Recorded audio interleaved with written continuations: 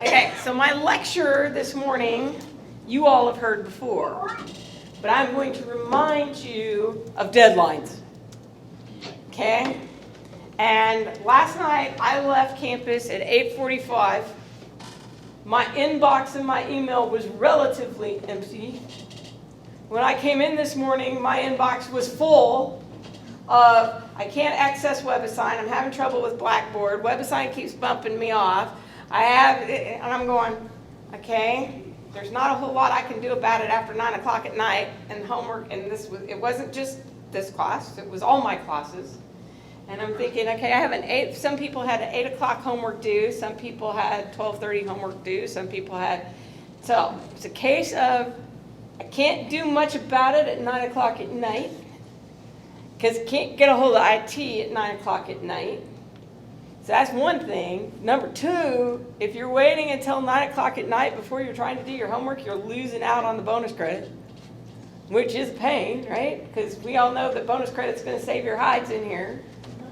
And at least in one of my classes, not everybody's logged into WebAssign yet, and we're in week 3. So, just giving you all a heads up that I was not particularly happy this morning. Now, I do know that we have a couple of legitimate questions. One, we're not quite sure what was going on, but we actually got it fixed this afternoon. Yay. Two, we have information that was given to the bookstore and information that was out there that is very confusing, so we are currently working with Cengage to figure that out.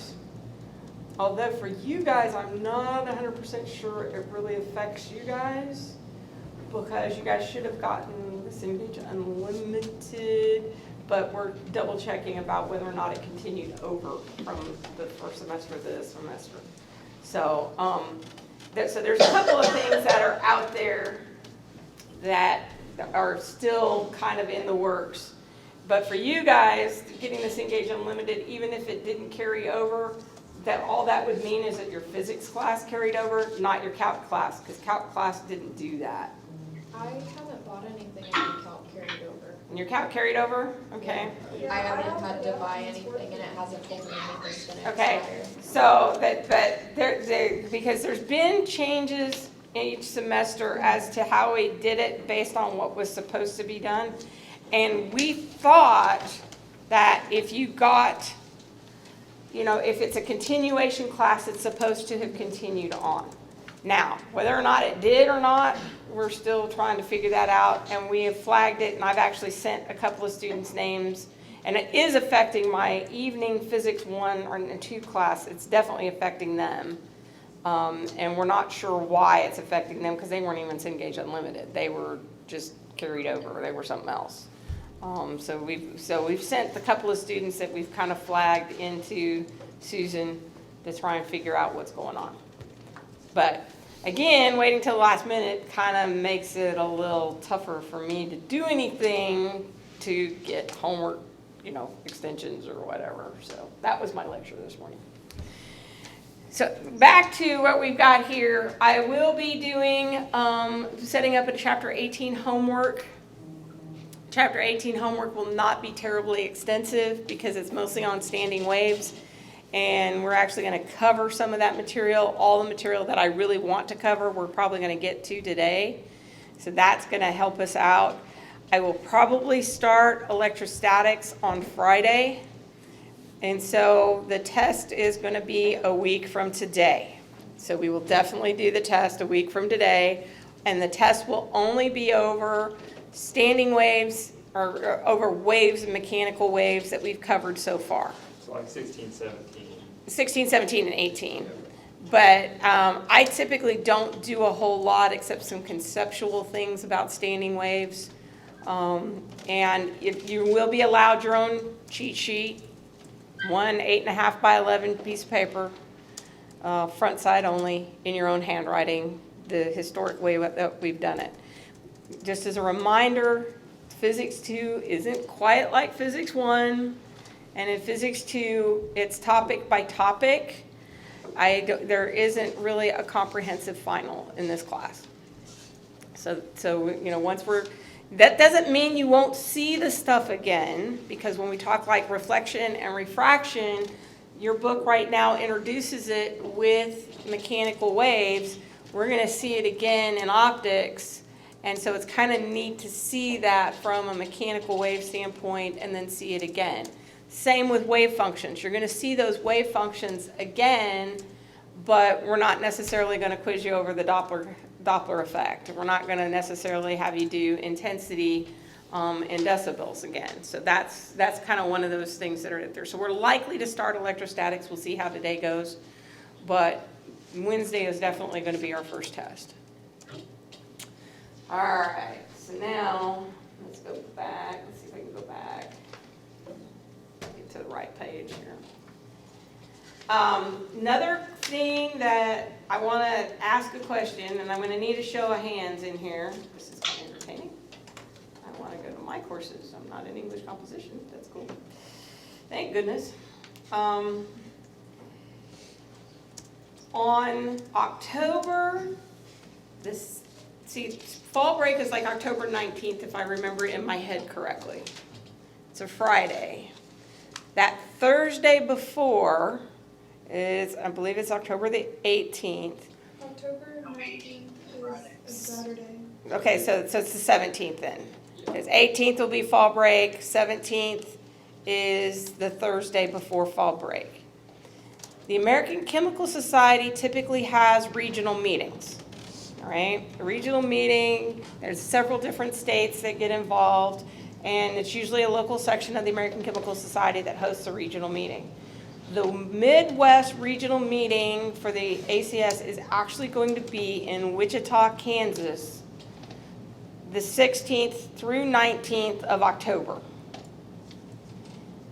It's only $25 for students.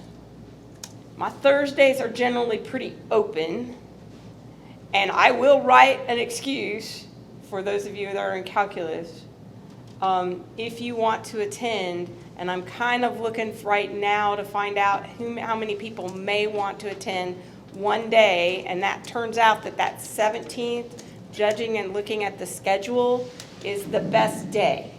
They're going to have most of the papers, most of the career workshops, and as student registrants, you have access to the career workshops and things that are going on. So, but I'm looking right now just to see how many people are potentially interested, because I may be able to swing like what we did a couple of years ago for the NCUR when it was down at Central State. We actually got like 10 students ways paid for to go up to the meeting. But it's a good way to get your feet wet in terms of a professional meeting to see what they're like. This is not as big as the national meeting. Just so you guys know, there were 9,000 papers at the national meeting. It was attended by close to 13,000 people. This meeting may have about 100, 150. So it's really a good way to see what a poster is like, to see what a paper presentation is like. And that would be Thursday the 17th. So, and we would be taking a van, and we would be up and back is kind of the plan, is kind of my plan for it. So I got anybody that's interested that may want to go. We'd probably be back. I'll be back by my 7 o'clock class. So we'd probably be leaving Wichita about 4 o'clock to get back.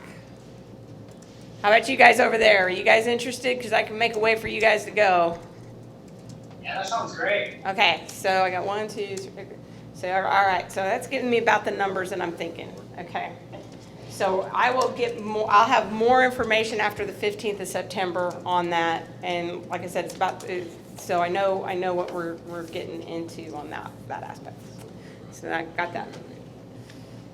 Because I didn't want to forget that, because I got another piece of paperwork I got to fill out if I had enough interest. Okay. You said that would be the 17th. It would be October 17th. October 17th.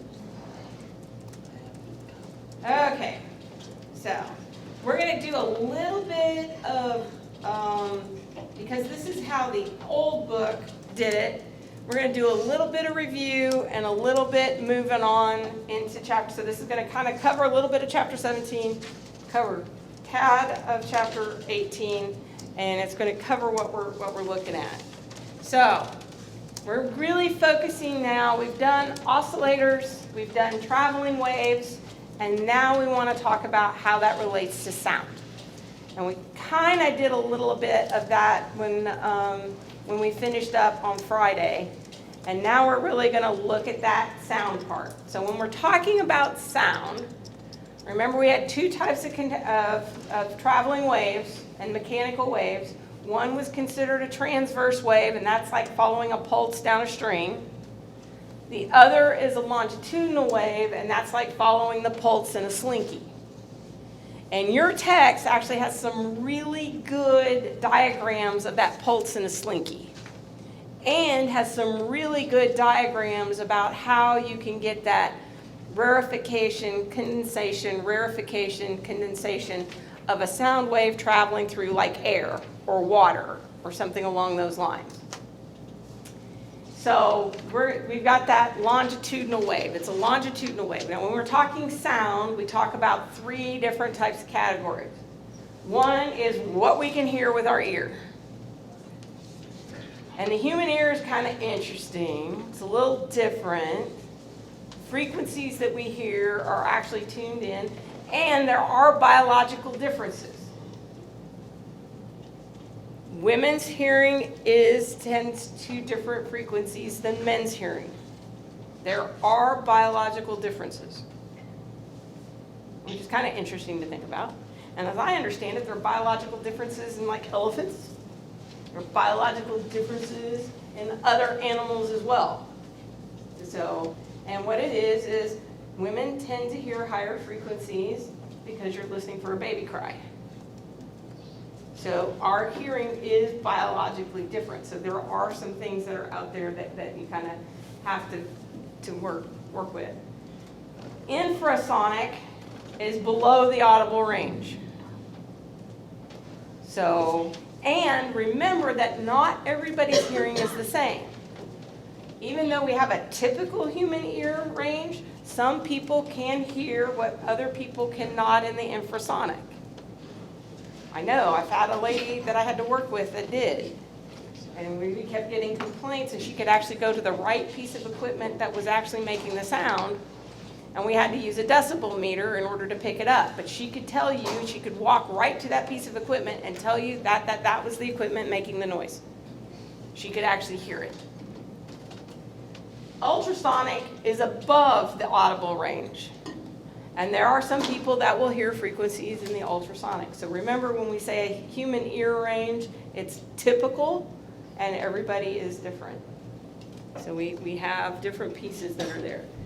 But when we're dealing with sound, we're dealing with, and we talked about this a little bit, think about how a speaker is going to push the air in front of it or push the water in front of it. And we're going to make it dense, and then it's going to pull back, and it's going to do something that we call rarefaction. So we can actually look at sound and how sound is generated by thinking about it as terms of a piston. That we're going to be moving that piston back and forth, and that's going to create a change in the density. Now, if I get a change there, I'm going to get a force. If I get a force per unit area, I get a pressure, and then ultimately I get a power. So we can actually move that back and forth, and we actually talked about that a little bit.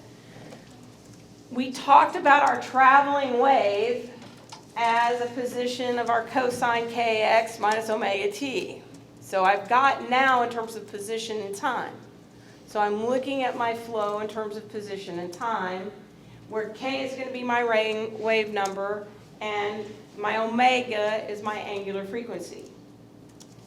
And if we think about this, I now know that waves can transmit energy, because if I've got a slug of a pulse coming through, we saw a blast wave.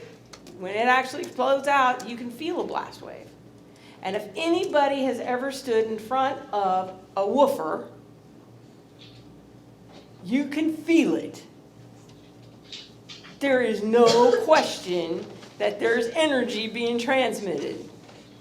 I mean, there's no question. You can actually feel it, and you can actually feel them thump, thump, thump, and and if somebody is in their car and they're sharing their music, They're sharing, right? They're sharing. You can feel it. It vibrates my car. So I mean, we got stuff that's in there. So we can look at pressure, all right? So we can change that, and the pressure is going to change just like the same way in terms of my traveling wave. So pressure is going to move out, and we got our K number, and we can have that pressure into displacement. So those are the things that we have in terms of how that sound wave is going. So we can do that from an equilibrium value, and we can get that pressure that's out there, and that B is the bulk modulus of whatever it is we're working with. And that could be air, could be water, that could be wood, could be metal, could be steel, could be a lot of different things.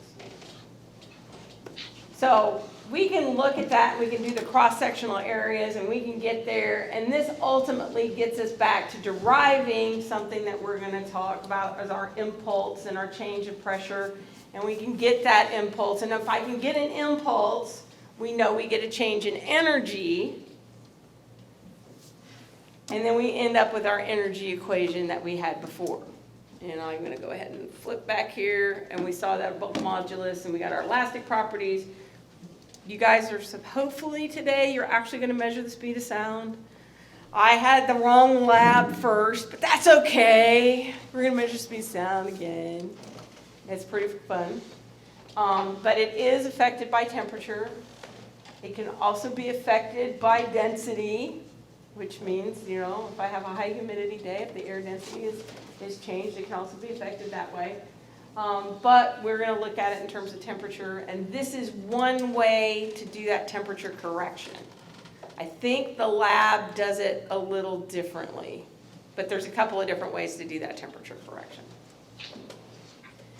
And usually what it means is that 331 meters per second is the speed at 0 degrees, and it's roughly 343 at 20 degrees C. So there is a bit of a difference out there, and which means that on test day, if I forget to tell you which speed of sound to use, as long as you write down which of the two, 343 or 331, I will not count your answer wrong. All right, but you have to write down one of those two. So I'd suggest putting it on your piece of paper, on your cheat sheet, the speed of sound. But I don't typically make you make the correction. So you don't have to write the correction factor down. So we can get our amplitude, and I think we got through there on Friday is where we were headed. We actually got those written down. But here's some fun things. Speed of sound in air, and these are in meters per second. At 20 degrees, it's 343. At 0 degrees, it's 331. But you look at what happens in water. You look at what happens in brass. You look at what happens in iron. And think about what that means. It means how flexible are my materials are, how is that collision going to work through. And that's what we were talking about on Friday, is if I put that standing wave and I get it traveling, I'm transmitting that energy down through a series of collisions. How fast can those collisions happen? And how fast can the relaxation happen? So we can actually get a variety of different speeds. Sound travels faster in seawater. I think you guys have a comparison of the bell for the dolphin. Isn't there a problem that's like where they ring the bell and you've got the dog that hears it and the dolphin that hears it, and how fast they're doing it? There's a problem that's similar to that. And you have to take into account the medium in which you're in. So we can go in there, we can get periodic energy, and we can ultimately get a power function. And the average power is the power over one period of the oscillation. And that's where things get a little confusing, because there's P for pressure and P for power. Then we're going to throw it all out the window anyway. And we're going to use intensity, and we're going to use decibels. But be aware that that is there. And we'll actually get that, and we'll actually get the units that work. And you'll see something very similar to this when we get to optics and electromagnetic waves, because if I am trying to calculate how much energy comes on the top of a solar cell, it's a very similar calculation that it is from a sound wave being pushed against having that sound wave and that energy and that power of that associated with the sound wave. We use this because and your book gives the example of using ultrasound to be able to break up a kidney stone, or to be able to break up a blood clot, or to be able to break up other things, so we can use it from a medical perspective as well. So those things that are really handy to know, that power factor for both electromagnetic and for mechanical waves.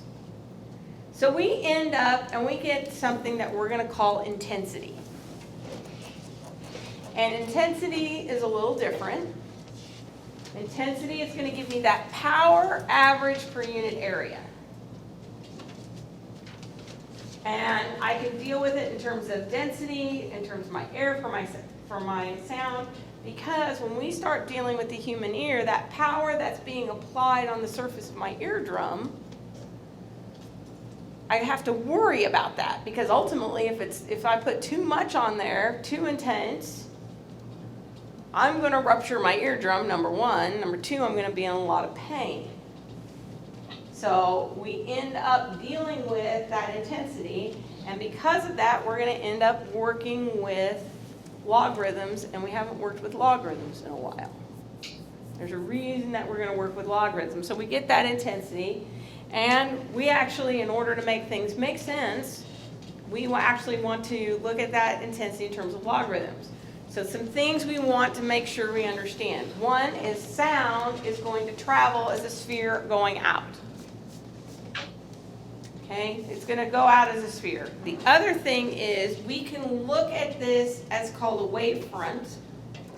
And if I'm a little teeny tiny person in front of that wavefront, I may not realize that that wavefront is on a sphere. It may look like a plane to me.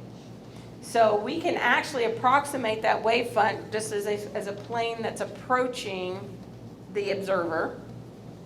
And that's going to be handy. It's going to radiate out spherically. And that's one of the other interesting things. It radiates out spherically.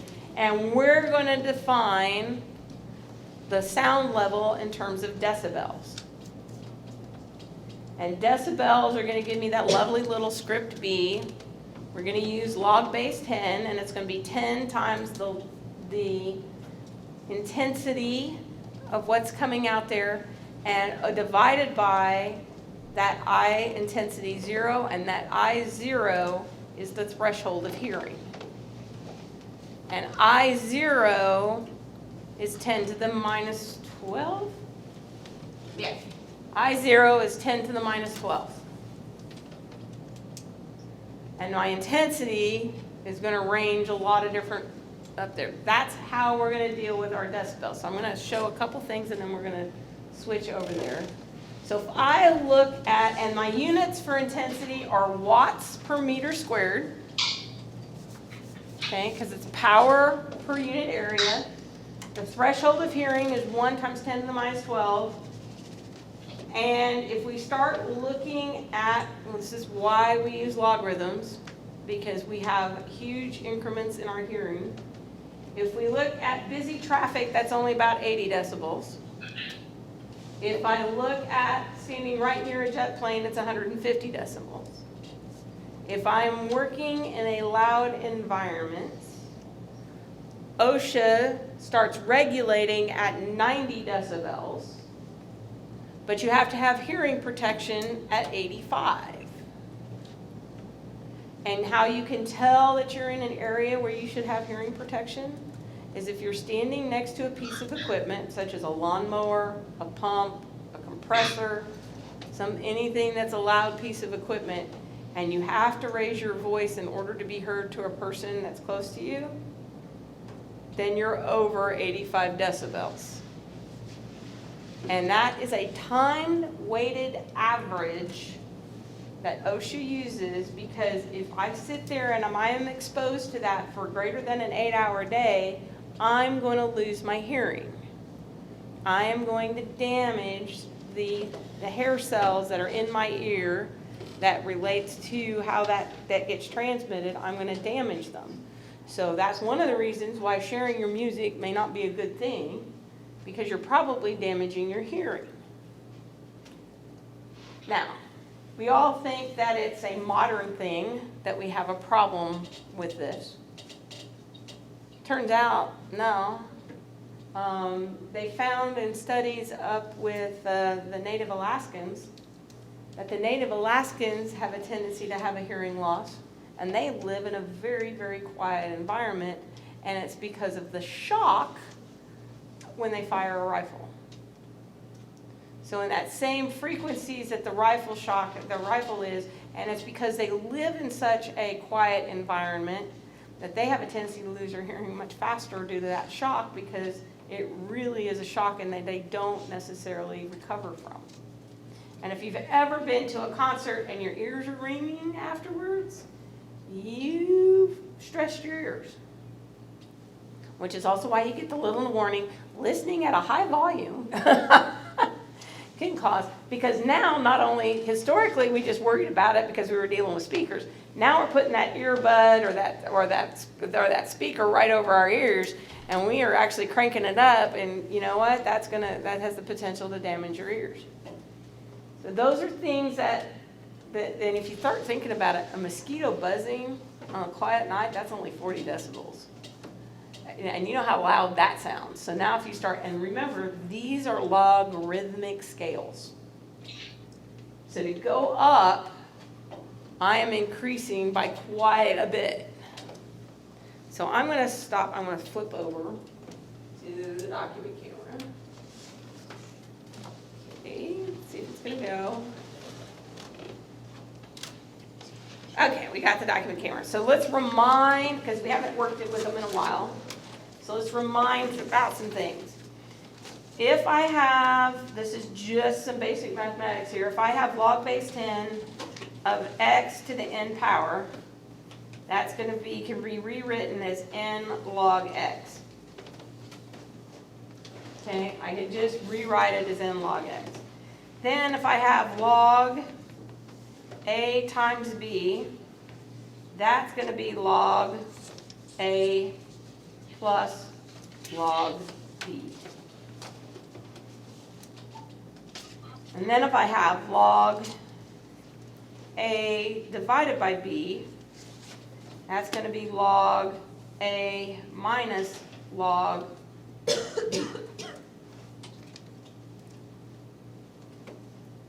So just one of the reasons why we use logarithms is because it makes life much, much easier.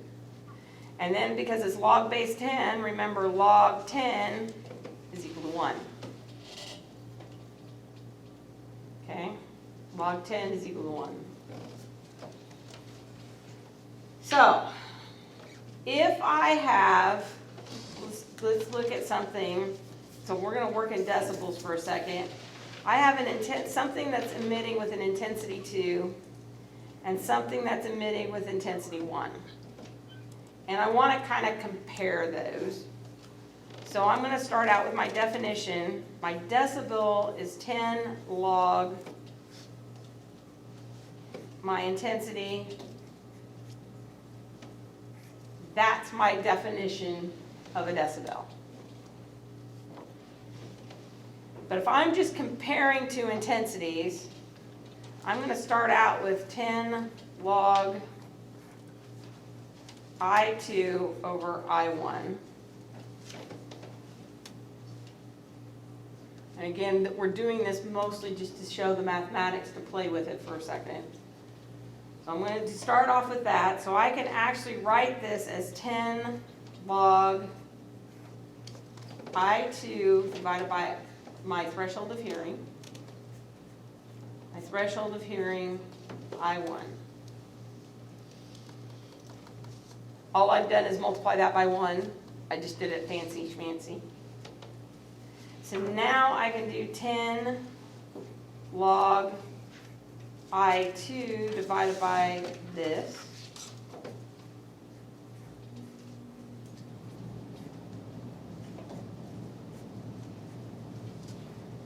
And all I did was use that rule right there. But if I look at this rule, I can do something else. I can flip this.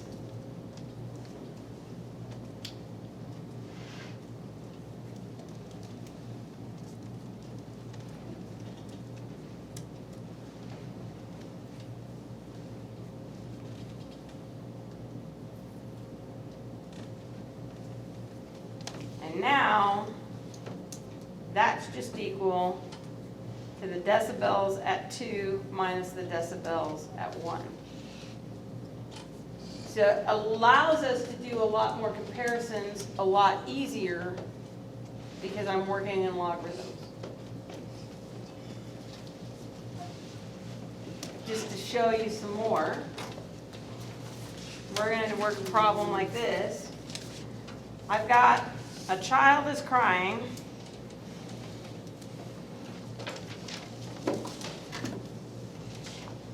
At an intensity of 8 times 10 to the minus 6 Webers meters squared.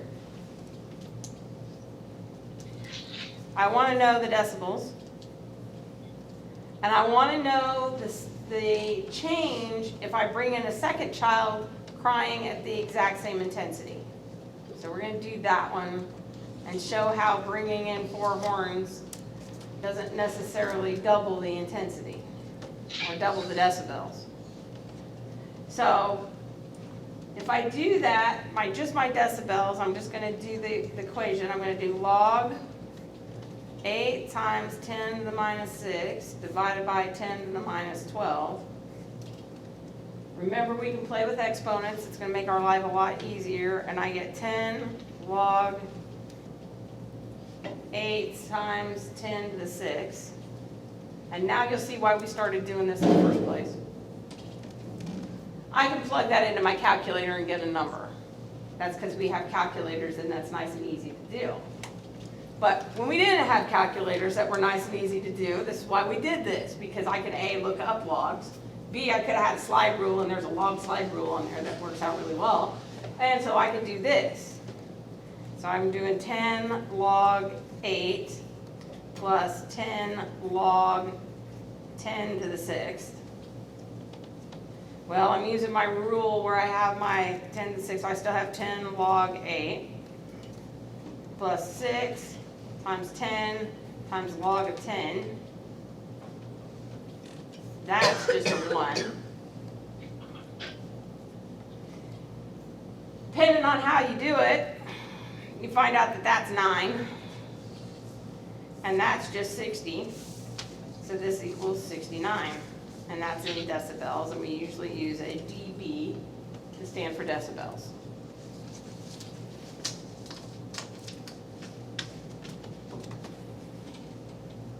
So a crying baby could be 69 decibels, but now if I have 2 crying babies at the same time, that's going to be something that looks like this. And that's going to be 2 times the intensity. So it's not just 69 plus 69.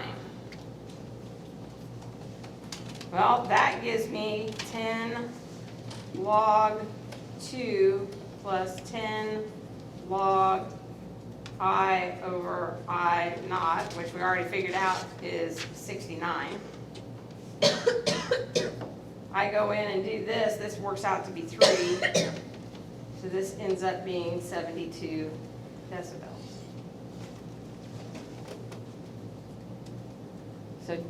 So just by adding a second baby, I didn't double the decibels. I might have doubled the intensity, but I didn't double the decibels because I'm working on a logarithmic scale.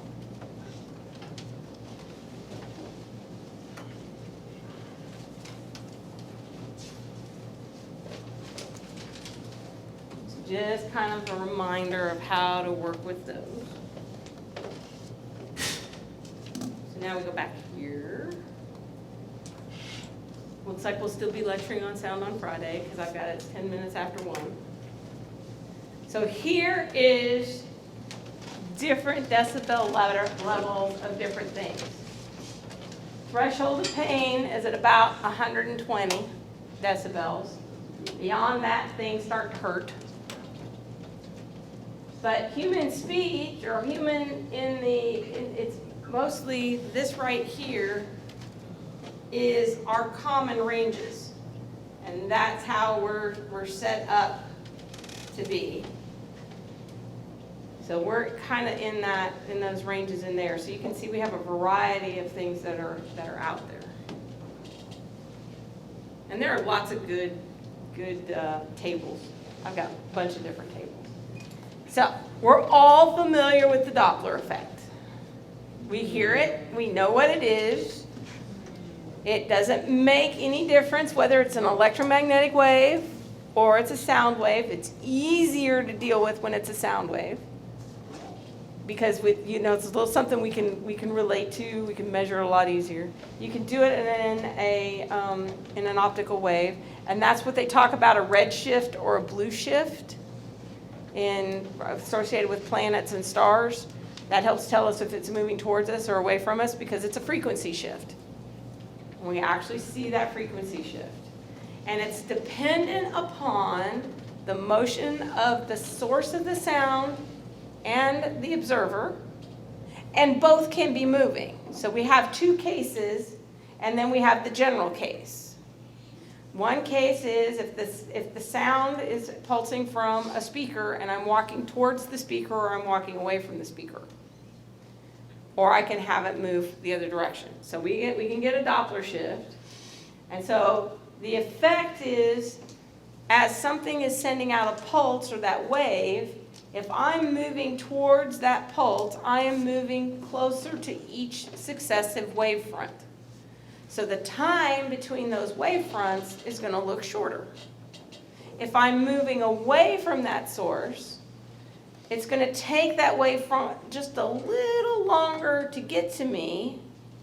So the time is going to look like it's moving further away. Now, the actual source hasn't changed at all. Okay? It's just, where is that source in relation to the wavefront, or where is the observer in relation to the wavefront?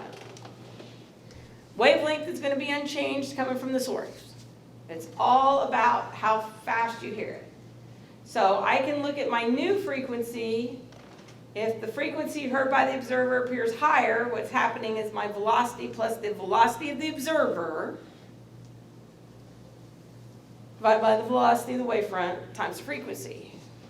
So I'm going to remember relative motion from way back when we first started. If I'm on the train, okay, if I'm on the train and I'm walking in the same direction of the train, the observer who's standing outside the train, it looks like I'm walking faster than the train, because I can add those velocities together. Conversely, if I'm going backwards, it looks like I'm moving slower than the train. So we've had that piece. Now, if I'm on the train and the train blows the whistle, this is the fun part. If I'm standing at the intersection and the train blows the whistle, I'm going to hear the Doppler effect. But if I'm on the train, there is no Doppler effect, because I'm traveling at the same velocity as the train. So I'm traveling at the same velocity as the source, not going to hear it. So when good old, Chuck Yeager broke the sound barrier, he didn't hear the boom, because he's traveling at the same speed as the jet. So we get that, and we end up having what ultimately will allow us to get a shock wave and break the sound barrier, and then gets us that shock wave, is because we're going to get that piece. So depending if I'm moving away towards it, I'm going to add. If I'm moving away, I'm going to subtract, and that's if my observer's moving. And then I have the same thing happen if it's the source, except now I got to manipulate the equation a little bit.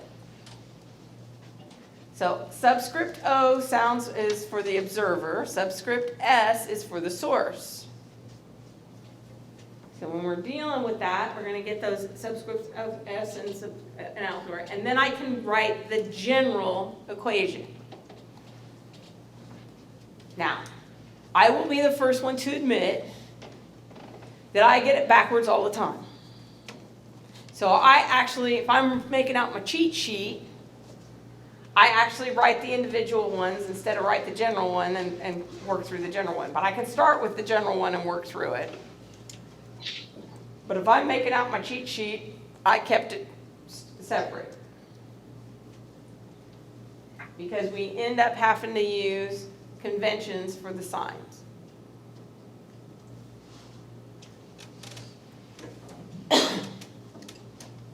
So Doppler effect is common to all waves, and the Doppler effect does not depend on distance. Does not depend on distance, which is a good thing, because that's how we know that the universe is expanding, because we can see which stars are moving towards us and which stars are moving away from us.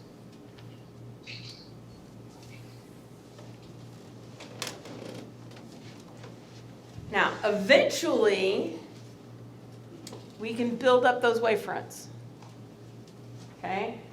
And this is where we get the shock waves. Eventually, we can build up those wavefronts. And if you've ever done this on a boat, you know what that feels like. If all of a sudden I'm traveling slower and all of a sudden I'm building it up and I finally exceed that bow wave that I'm getting, it's a pain and it's a shudder. Well, if I'm doing it with sound, it's a pain and it's a shudder.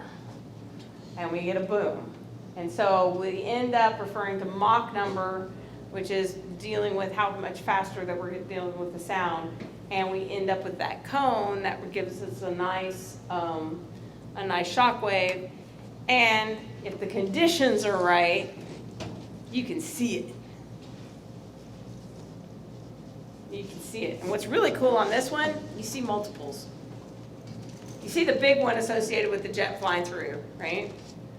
But those pitot tubes that they use for measurement devices, that's one of those off of that one. So you've got an extra one there. You got an extra one off of that jet. And if you really want to have some fun and lose time for a while, Google shockwave images. You can get some really cool ones. And what's really cool is if they're flying at a low flying altitude over a body of water, you can see it affect the water.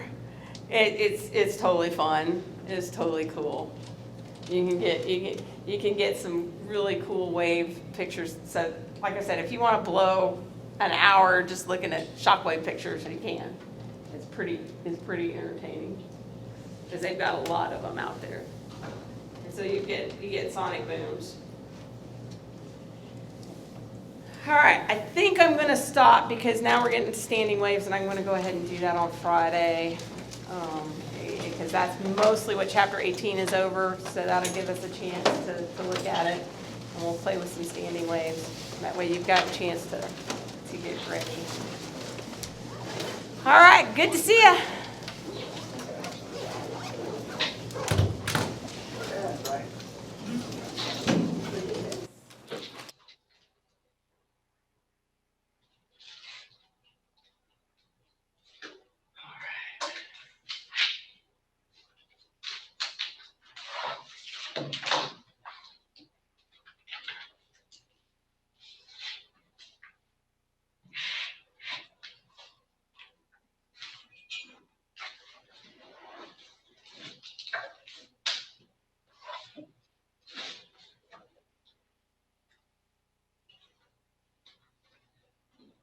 So the other guy here, his name is George, right? Yeah, George. Okay, just making sure.